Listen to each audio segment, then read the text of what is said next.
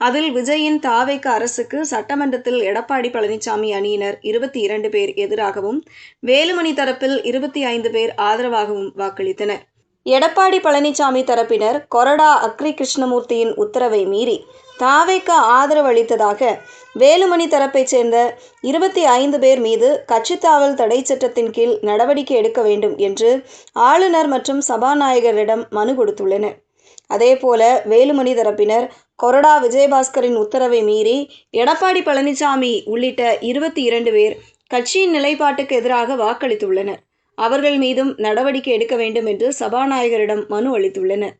இந்த 2 தரப்பு மனுக்கள் மீதும் சட்டப்படி உரிய நேரத்தில் நடவடிக்கை எடுக்கப்படும் என்று சபாநாயகர் ஜே.சி.டி. பிரபாகர் கூறியுள்ளார். இன்னொரு பக்கம் வேலுமணி மற்றும் சி.வி. சண்முகம் ஆதரவு நிர்வாகிகளை எடப்பாடி பழனிசாமி கட்சியில் இருந்து நீக்கி வருகிறார்.